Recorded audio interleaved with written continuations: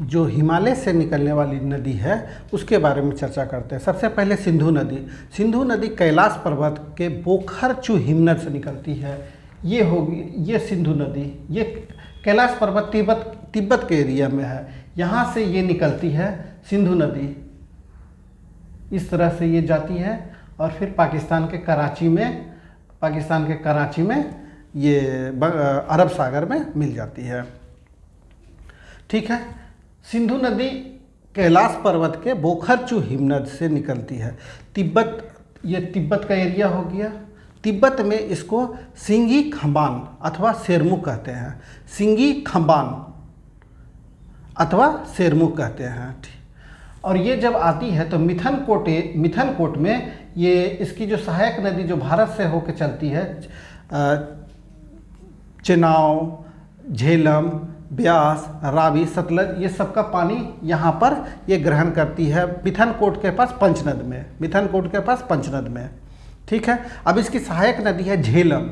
झेलम जो है ये पीर पंजाल गिरिपद में स्थित बेरीनाग झरना से निकलती है। फिर ये बूलर झील से प्रभावित होते हुए पाकिस्तान के झंग में चेनाब नदी में मिल जाती है। ठीक है। पाकिस्तान के झंग के पास चेनाब नदी में मिल जाती है। तीसरा हो गया फिर जो इसकी 5 जो सहायक नदी है, इसमें पहला झेलम, दूसरा चेनाब जो है 2 सरिताओं के मिलने से बनती है, चंद्रा और भागा। ये हिमाचल प्रदेश के केलांग के निकट तांडी में ये चंद्रा और भागा 2 सरिता मिलती है। इसको चंद्रा भागा भी कहा जाता है। ठीक है। रावी नदी जो है हिमाचल प्रदेश के कुल्लू पहाड़ी के निकट जो रोहतांग दर्रे के निकट से निकलती है। ये सराय सिंधु में चेनाब नदी में मिल जाती है। ये चेनाब नदी में मिल जाती है। पाकिस्तान। ब्यास नदी का उद्गम जो है रोहतांग दर्रे के निकट ब्यास कुंड से होता है। यह पंजाब में हरिके के पास सतलुज नदी में मिलती है। ठीक है। ये ब्यास नदी सतलुज में मिल जाती है। सतलुज नदी का उद्गम सतलुज नदी भी ये मानसरोवर से आती है, सतलुज नदी। ठीक है। सतलुज नदी का उद्गम मानसरोवर के निकट राक्षस ताल से होता है। तिब्बत में इसको लोंगचेन खंबाब, तिब्बत में इस सतलज नदी को लोंगचेन खंबाब के नाम से जाना जाता है। भाखड़ा नंगल इसमें बहुत बड़ा बांध बना हुआ है। ठीक है। ये 5 नदी जो है ये सिंधु नदी तंत्र में आती है। ये सारे नदी का पानी जो है सिंधु में मिलता है और ये फिर पाकिस्तान के कराची शहर में अरब सागर से मिल जाती है।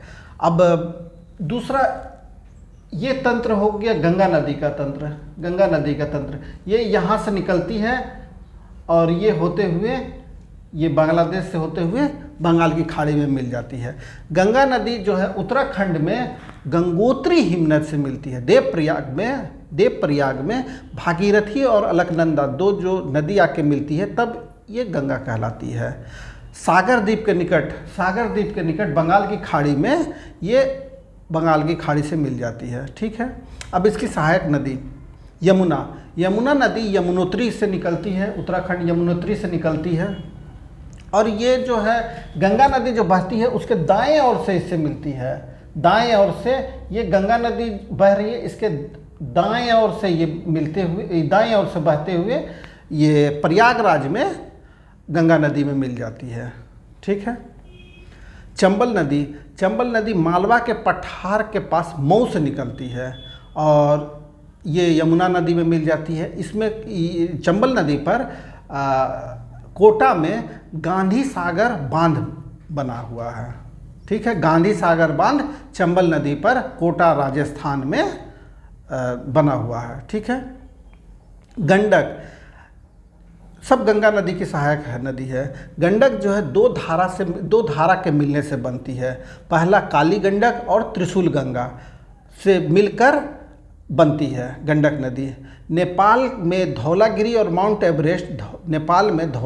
माउंट एवरेस्ट के बीच से ये नदी निकलती है। सोनपुर बिहार में यहाँ जगह है सोनपुर बिहार में, यहाँ पर ये गंगा नदी में मिलती है। ठीक है।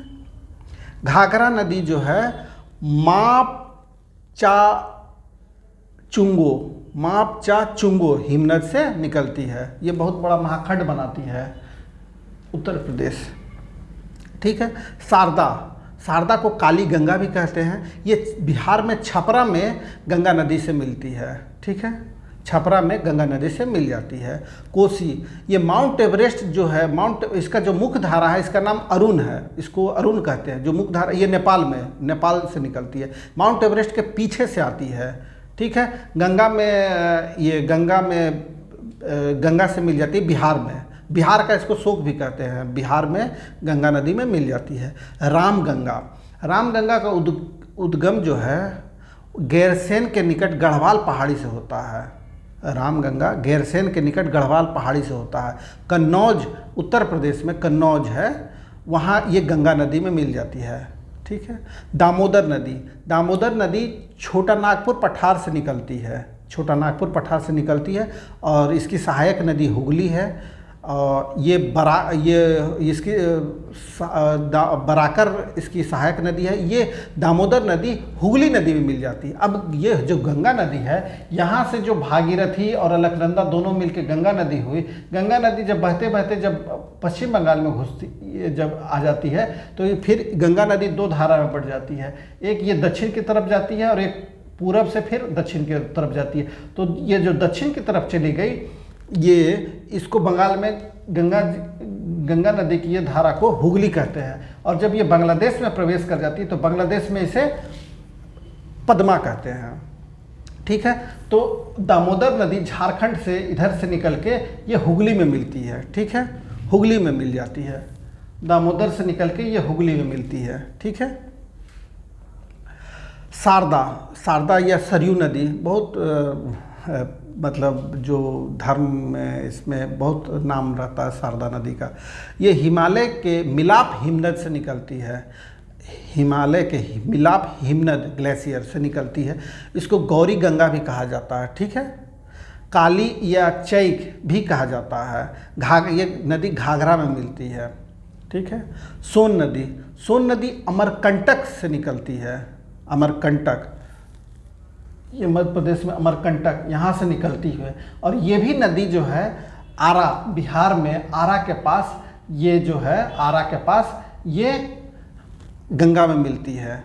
ये भी नदी यमुना नदी की तरह इसके दाएं ओर से चलती है, दाएं ओर से मिलती है। ठीक है।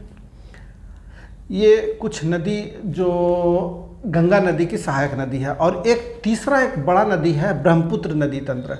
ब्रह्मपुत्र जो है ये जो मानसरोवर के पास, इधर मानसरोवर से इस साइड जो सिंधु और सतलज नदी निकला, मानसरोवर के इधर से के पास से ही यहाँ से तिब्बत में मानसरोवर के पास से ही ब्रह्मपुत्र नदी निकलती है। और ये तिब्बत होते हुए अरुणाचल प्रदेश में प्रवेश करते हुए, आसाम से होते हुए ये बांग्लादेश में प्रवेश करती है। ठीक है।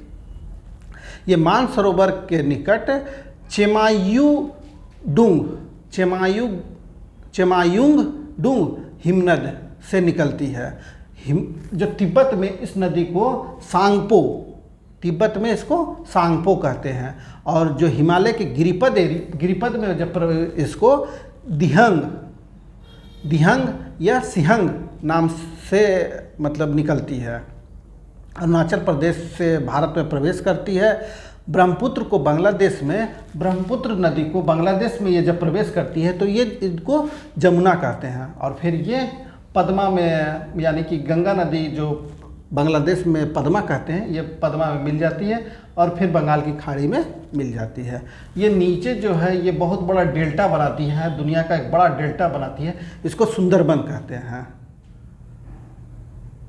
ठीक है। इसके बाद हम लोग पर्यादीपीय नदी पढ़ेंगे। ये जो हो गया ये हिमालय से निकलने वाली नदी हो गई। अब ये जो पर्यादीपीय नदी जो पठारी इलाका, ये दक्षिण जो मध्य भारत और दक्षिण भारत में जो नदी बहती है,